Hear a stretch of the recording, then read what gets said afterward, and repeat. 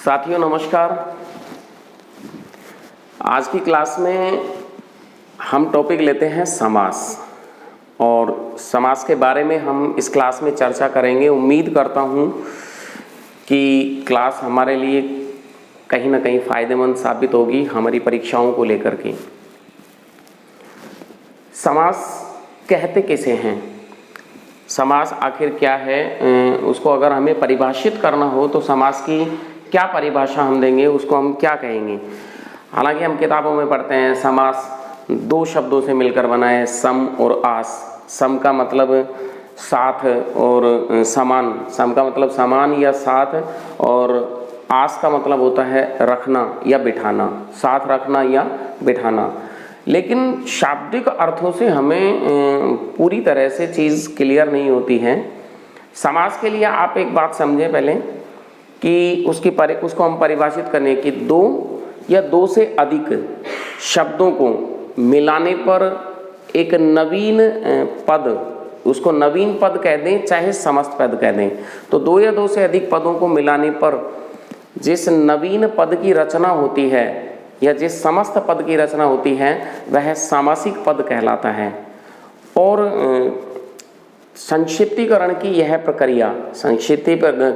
प्रक्रिया ही क्या कहलाती है, समास कहलाती है। समास का मतलब क्या होता है, उसको समेटना। समास का विलोम होता है। अच्छा, कई बार हमारे सामने एक प्रश्न ये भी आता है कि संधि का विलोम क्या होता है, तो आमतौर पर हम संधि का विलोम क्या कर देते हैं, विच्छेद कर देते हैं। लेकिन नहीं, संधि का विलोम होता है विग्रह और समास का विलोम होता है व्यास। समास का विग्रह नहीं कर दें आप, कभी भी किसी परीक्षा में आपसे पूछा जाए तो याद रखिएगा, समास का विलोम विग्रह नहीं होता, समास का विलोम व्यास होता है। समास का मतलब होता है समेटना और व्यास का मतलब होता है फैलाव, उसका विस्तार। तो ये प्रक्रिया, उसकी संक्षिप्तीकरण की प्रक्रिया, उसको समेटने की प्रक्रिया ही क्या कहलाती है, समास। इससे आगे अगर हम अब बात करते हैं तो एक बात और समझिए, संधि जो होती है वह ध्वनियों में होती है और समास की प्रक्रिया जो होती है वो शब्दों में होती है। दो ध्वनियां पास आती है, वहाँ विकार उत्पन्न होता है और परिवर्तन आता है, वो संधि की स्थिति है। लेकिन यहाँ दो या दो से अधिक शब्द मिलकर एक नए शब्द की रचना करते हैं, एक नवीन पद की रचना करते हैं और उस समस्त पद को ही हम क्या कहते हैं, समास। ऐसे समझिए कि जैसे हम ये कहते हैं कि जन्म से अंधा, तो हम जन्म से अंधा, इसमें तीन पद हैं आपका, जन्म से और अंधा। तो इन सारे पदों को मिलाकर हमने एक शब्द बना दिया जन्मांध। वहाँ से विभक्ति बीच में से गायब हो गई और एक पद जो हमने बनाया वो बना दिया जन्मांध। तो जन्मांध शब्द क्या है, सामासिक पद है और उस समास में से हमने पदों को गायब किया और उन ढेर सारे पदों को समेटकर हमने एक पद में रख दिया। ये प्रक्रिया क्या कहलाती है, समास। बात करते हैं हम कि समास के भेद कितने होते हैं। तो समास के कितने भेद होते हैं, कई बार हम इस प्रश्न पर भी अटक जाते हैं। समास के हम भेद बोलते हैं छह भेद नहीं होते हैं। समास के कितने भेद होते हैं, चार। क्योंकि यदि अगर हम 6 भेद करते हैं तो 6 भेद करने के बजाय तो फिर तो हमारे कुल मिलाकर 15 भेद हो जाते हैं। क्योंकि तत्पुरुष समास के 6 तो कारक के आधार पर होते हैं, 6 हो जाते हैं, और कर्मधारी और द्विगु उसमें हो जाते हैं 8। फिर उसके बाद जो हमारा आता है लुप्त पद आता है, न्य तत्पुरुष आता है, उपपद तत्पुरुष आता है, अलुक तत्पुरुष आता है। तो कुल मिलाकर 12 भेद तो इसी के हो जाते हैं। और फिर बाद में अपना बच जाता है द्वंद्व समास बच जाता है, बहुव्रीहि समास बच जाता है, अव्ययी भाव समास बच जाता है, तो 15 हो जाते हैं। तो इस ढंग से हमें उत्तर नहीं देना है कि समास के 6 भेद होते हैं, समास के 4 भेद होते हैं। आइए उन्हीं चारों भेदों को एक छोटी सी सारणी के माध्यम से उसको समझने का प्रयास हम करते हैं। तो पहले भेद की हम बात करते हैं अव्ययी भाव। देखिए, किसी भी सामासिक पद का जब हम विग्रह करते हैं तो दो पद बनेंगे। एक तो क्या होगा, प्रथम पद, एक तो होगा प्रथम पद। प्रथम पद को ही क्या बोला जाता है, पूर्व पद। और दूसरा आपका होगा द्वितीय पद, द्वितीय पद। और द्वितीय पद को ही क्या कहा जाता है? उत्तर पद। द्वितीय पद को ही क्या कहा जाता है? उत्तर पद। किसी भी सामासिक पद का जब हम विग्रह करेंगे तो दो पद हमारे उसमें होने थे। अब हम बात करते हैं सबसे पहले अव्ययी भाव समास। अव्ययी भाव समास। अव्ययी भाव समास को समझ लीजिए पहले। बहुत सी बार हम कंफ्यूज हो जाते हैं कि यहाँ किस तरीके से हम उत्तर देंगे। अव्ययी भाव समास में आपको ये पता होना चाहिए, यहाँ पे प्रथम पद जो होता है वो क्या होता है? अव्यय होता है। अव्यय क्या होते हैं? अव्यय का टॉपिक जब हम शब्द पढ़ेंगे, शब्द विचार पढ़ेंगे, तो उसमें हम पढ़ेंगे अव्यय। जैसा कि शब्द से ही दिखाई पड़ रहा है, अव्यय। ए का मतलब नहीं और व्यय का मतलब खर्च होता है, जिनमें कुछ खर्च नहीं होता। यहाँ खर्च होने से मतलब क्या है? जिनमें कोई बदलाव नहीं आता, अर्थात जिनमें लिंग, वचन या कारक के आधार पर कोई बदलाव नहीं होता, ऐसे पद क्या होते हैं? आपके अव्यय पद होते हैं। तो इस अव्ययी भाव समास में प्रथम पद जो होगा वो आपका कौन सा होगा? अव्यय होगा। साथ में प्रधान भी यही होगा, प्लस प्रधान। प्रधान का मतलब क्या है? मुख्य। प्रधान का मतलब क्या है? मुख्य। तो इस समास की पहली पहचान हमारी क्या हो जाती है कि प्रथम पद इसमें क्या होता है? प्रधान होता है। अब प्रथम पद जब प्रधान होता है और प्रथम पद होता क्या है? अव्यय। तो ये मान लीजिए कि खाली जो प्रथम पद होता है वही अव्यय नहीं होता, समस्त पद जो बनकर तैयार होता है, जो समस्त सामासिक पद बनता है, वो पूरा ही अव्यय का भाव देता है। वो पूरा ही किसका भाव देता है? अव्यय का भाव देता है। अर्थात उस सामासिक शब्द का ना तो वचन बदल सकते हैं, ना उसका हम लिंग बदल सकते हैं। इस तरह का उसमें कोई विकार उत्पन्न नहीं होता है। जैसे उदाहरण के तौर पर हम बात करते हैं आमरण। अब यहाँ शब्द क्या है? आमरण। तो आमरण शब्द आपका कैसा है? आ इसमें क्या है? प्रारंभिक पद, अव्ययी भाव अव्यय है, और मरण यहाँ पे मूल शब्द हो गया। तो यहाँ आपका पूरा ही पद जो है वो किसका बोध कराता है? आपका एक अव्यय का बोध कराता है। तो इसलिए यहाँ आपका कौन सा हो जाएगा? अव्ययी भाव समास। यथाशक्ति, यथाशक्ति, यथाशक्ति, शक्ति के अनुसार। कोई इसमें आप ना इसका बहुवचन बना सकते हैं, ना स्त्रीलिंग बना सकते हैं, कोई विकार इसमें उत्पन्न नहीं होता। तो इस ढंग से ये आपका कौन सा कहलाएगा? अव्ययी भाव। बेचैन, बेचैन, अव्ययी भाव।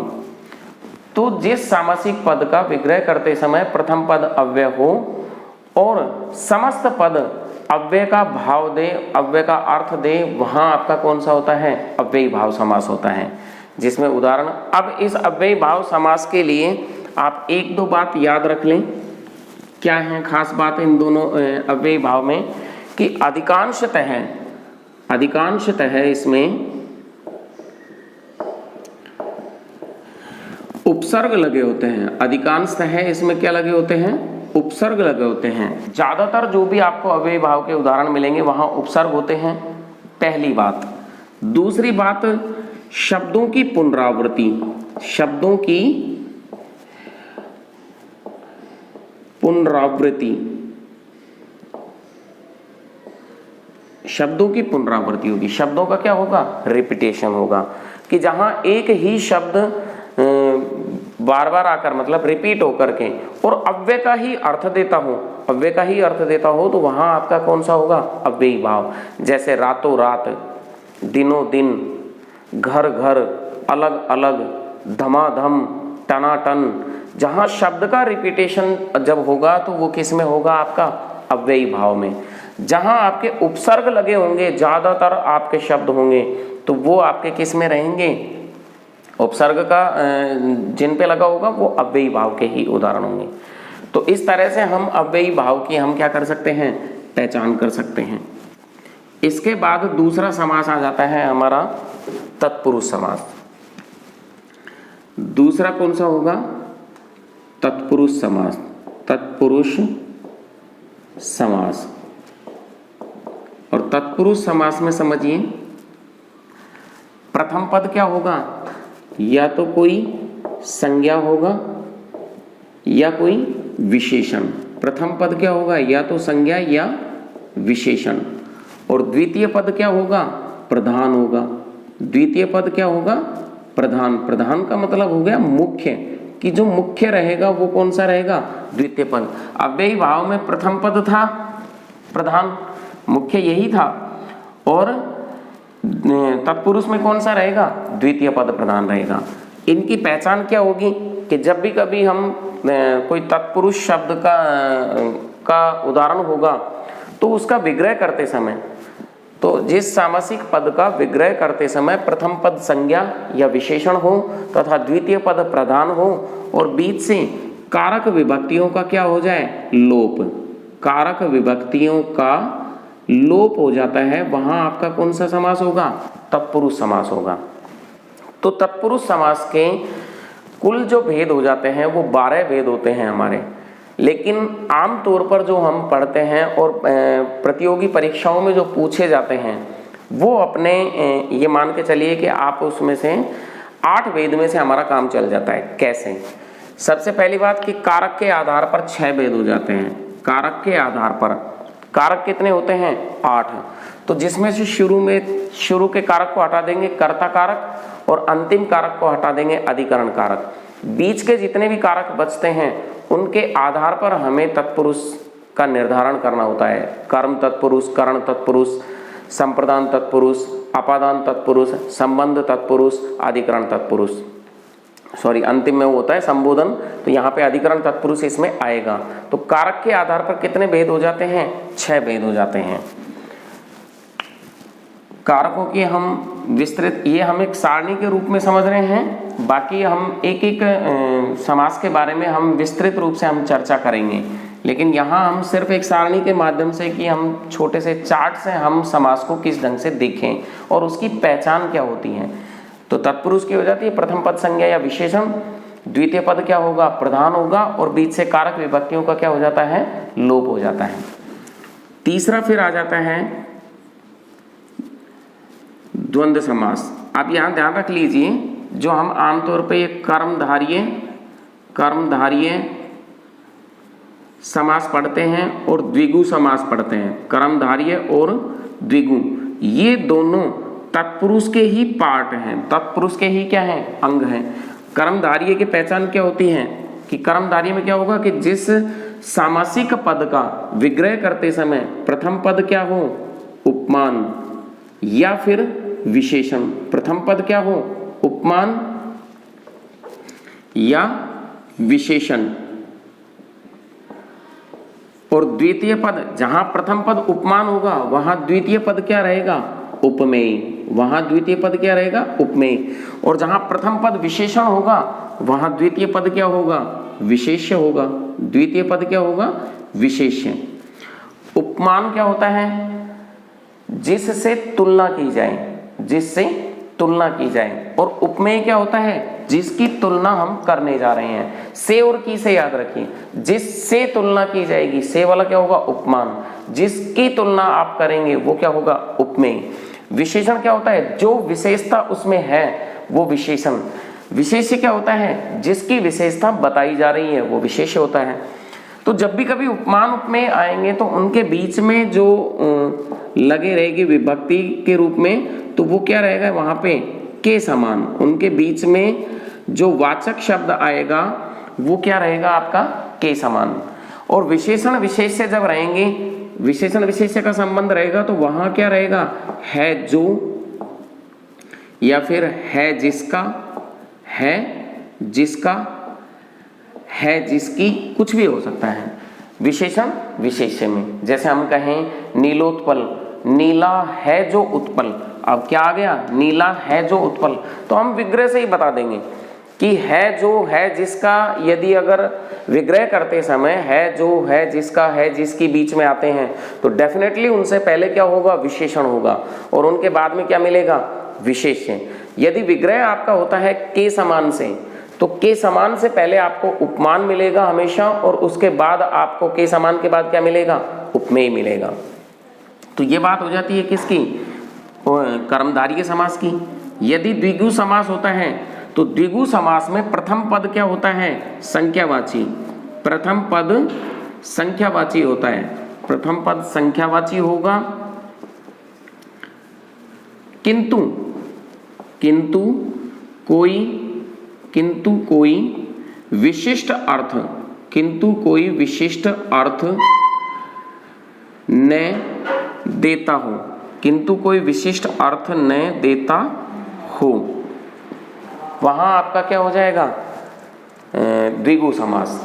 तो प्रथम पद इसमें संख्यावाची होगा, लेकिन उसका बशर्ते कि कोई विशिष्ट अर्थ ना निकलता हो। जैसे हम कहें चौराहा, तो चौराहा का मतलब क्या हुआ, चार राहों का संगम। चौराहा का कोई दूसरा अर्थ कुछ भी नहीं निकलता है, एक यही अर्थ निकलता है, कोई विशेष अर्थ नहीं निकलता है। तो यहाँ स्थिति कौन सी रहेगी, द्विगु की। जैसे हम कहें इकलौता, तो इकलौता का अर्थ क्या निकलता है, एक ही है जो। अब इकलौता किसी के पास कुछ भी हो सकता है, इकलौता पैन हो सकता है, इकलौता पुत्र हो सकता है, तो कोई विशेष अर्थ इसका नहीं निकलता है, तो इसलिए द्विगु में रहेगा। लेकिन यदि अगर हम कह देते हैं तिरंगा, अब तिरंगा का अर्थ क्या निकलता है, तीन रंग का है जो। अब हर तीन रंग की चीज को हम तिरंगा तो नहीं कह सकते, क्योंकि तिरंगा एक विशेष अर्थ देता है, राष्ट्रीय ध्वज हमारा चलाना। आप ये बात याद रख लीजिए कि असल में बहुव्रीहि कोई समास नहीं होता है, बहुव्रीहि कोई समास नहीं होता। बहुव्रीहि को आप एक तरीके से ये मान लीजिए कि एक विशेष चीजें रखने, जो भी चीज विशेष है या विशिष्ट है उसको हम बहुव्रीहि में ले जाकर टिका देते हैं। कोई भी शब्द जिसके दो अर्थ निकलते हों, दो अर्थ निकलते हों, और हम प्रायोरिटी एक को देते हैं, हम प्राथमिकता एक को देते हैं। अब जैसे हमने कहा तिरंगा तीन रंग का है जो, लेकिन हर तीन रंग की चीज को हम तिरंगा तो नहीं कह सकते ना। हालांकि वो तिरंगी है या तिरंगा है, लेकिन हम उसको तिरंगा कह नहीं सकते, क्योंकि तिरंगा कहते ही हमारा सीधा ध्यान किस पर जाता है, हमारे राष्ट्रीय ध्वज पर जाता है। तो जो भी कोई शब्द जिसका प्रथम पद संख्यावाची हो लेकिन वो अर्थ विशिष्ट दे जाए, तो वो किस में चला जाएगा, बहुव्रीहि में चला जाएगा। लेकिन यदि अगर उसका कोई विशिष्ट अर्थ नहीं निकलता है तो वो किस में रहेगा, द्विगु में ही रहेगा। जैसे हम कहें त्रिवेदी, तीन वेदों को जानने वाला, तो कोई भी हो सकता है। चतुर्वेदी, चार वेदों को जानने वाला।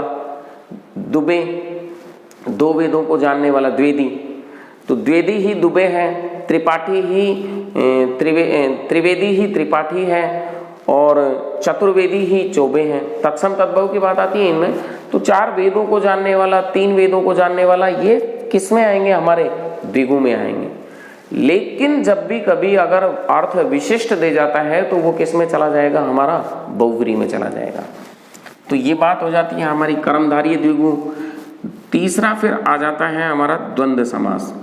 द्वंद्व, और द्वंद्व समास की पहचान क्या रहेगी, द्वंद्व कि दोनों ही पद क्या रहेंगे, प्रधान रहेंगे। दोनों ही पद यहाँ क्या होते हैं, प्रधान। प्रथम पद भी प्रधान होता है और द्वितीय पद भी प्रधान होता है। बीच से और या अथवा एवं इनका क्या हो जाता है, लोप हो जाता है। और या अथवा एवं इनका क्या हो जाता है, लोप, गायब हो जाते हैं। दोनों ही पदों क्या रहेंगे, यहाँ प्रधान रहेंगे, मुख्य रहेंगे। समझिए, तत्पुरुष इसमें द्वंद्व समास के भी जब हम उपभेद करते हैं तो इसके तीन उपभेद और भी होते हैं।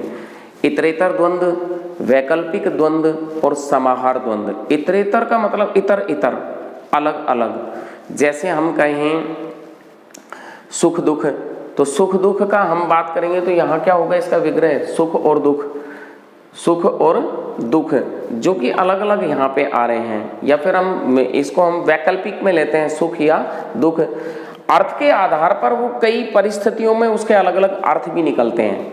जैसे हम बात करें खट्टा मीठा, तो खट्टा मीठा का विग्रह क्या होगा, खट्टा और मीठा। हम ये नहीं कह सकते कि खट्टा या मीठा, क्योंकि उसका विग्रह, जैसे हमने टॉफी खाई हुई है, खट्टी मीठी टॉफी खाई है, किसी ने हमसे पूछा कि टॉफी कैसी है, तो हमने कहा खट्टी मीठी। तो खट्टी मीठी का मतलब ये तो नहीं कहना चाह रहे ना हम कि ये या तो खट्टी है या मीठी है। हमारे कहने का मतलब ये कि जो टॉफी मैं खा रहा हूँ वो खट्टी भी है और मीठी भी है। तो इस आधार पर ये अपना किस में आ जाता है, इतरेतर द्वंद्व में।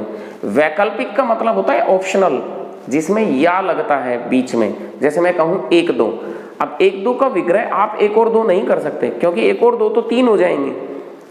इतरेतर में क्या होगा आपका, सॉरी वैकल्पिक में आपको क्या करना है, विकल्प है कि 1 2, तो 1 2 का विग्रह होगा 1 या 2। मान लो हमने किसी से पैसे लेने हैं कि 1 2 रुपए देना, तो 1 2 रुपए का मतलब ये नहीं होता है कि आप पहले मुझे 1 दो और फिर 2 दो, मतलब 1 या 2 रुपए जो आपके पास हैं वो आपका किस में हो जाएगा, वैकल्पिक द्वंद्व में। यदि हम और की बात करें, जैसे 25, 5 और 20, ये हमारा किस में आएगा, इतरेतर द्वंद्व में आएगा।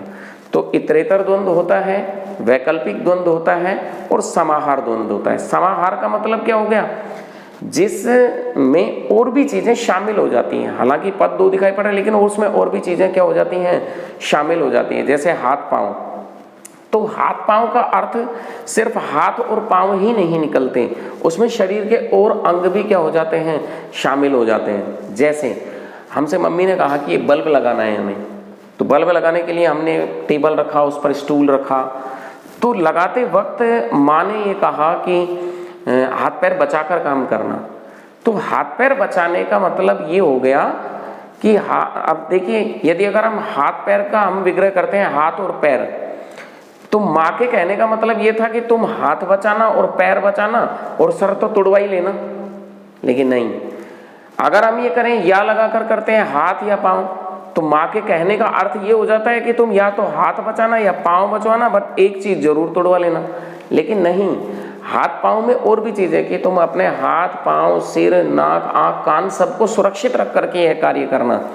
तो जहां कहीं और भी चीजें शामिल हो जाती हैं वहां आपका कहलाता है समाहार द्वंद्व। तो ये स्थिति होती है द्वंद्व समास की।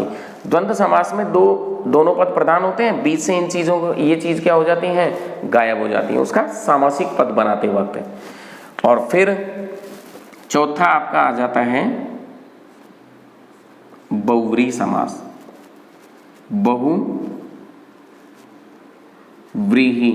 बहुव्रीहि समास। बहुव्रीहि समास की क्या होगी पहचान, कि अपने पद को, कोई पद प्रधान नहीं, इसमें कोई पद प्रधान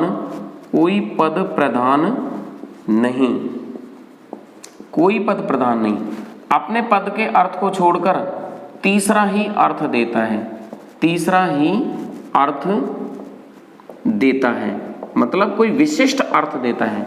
बहुव्रीहि समास की ये पहचान रहेगी कि इसमें कोई पद प्रधान नहीं होगा, अपने पद के अर्थ को छोड़कर कोई तीसरा ही अर्थ देता है। जैसे यदि अगर हम कहें शैलजा, वह जो शैल से जन्मी है, शैल का मतलब क्या होता है, पर्वत, जा का मतलब जन्मी, तो पर्वत से जन्मी। अधिकांशतः नदियों का उद्गम जो होता है वो किससे होता है, पर्वतों से होता है। तो शैलजा नदी के लिए भी आता है और पार्वती के लिए भी आता है, क्योंकि पार्वती भी पर्वतों की पुत्री कहलाई। तो इसलिए शैलजा वह जो शैल से जन्मी है, शैल का मतलब पर्वत और जा का मतलब जन्मी, ये दोनों पद यहाँ पे कोई अर्थ नहीं देते हैं, कोई प्रधान नहीं है, दोनों एक तीसरा अर्थ किसी और पे निकल जाता है, पार्वती पे या फिर नदी पे। जैसे हम कहें तरणी तनुजा, तो तरणी तनुजा का ना तरणी का अर्थ रह जाता है सूर्य, और तनुजा का मतलब पुत्री, ना यहाँ दोनों अपने पद के अर्थ को छोड़ देते हैं और एक तीसरा अर्थ देते हैं यमुना। तो ऐसी स्थिति किस में आती है, हमारी बहुव्रीहि समास में आती है, जहां कोई पद प्रधान नहीं होता, अपने पद के अर्थ को छोड़कर कोई तीसरा ही अर्थ देता है। तो ये एक छोटे से और शॉर्ट रूप में हम समास को समझ सकते हैं कि समास क्या है, समास के भेद क्या होते हैं, और हल्के में हमने उनको समझा भी कुछ उदाहरणों के माध्यम से। अगली क्लास में हम चर्चा करेंगे एक एक समास को लेकर के, अव्ययी भाव समास, उससे संबंधित उदाहरण और उनके जो भी कोई बीच में कोई उपभेद आते हैं तो उनके ऊपर चर्चा करेंगे। तो आज के लिए इतना ही पर्याप्त है, मिलते हैं अगली क्लास में, तब तक के लिए नमस्कार।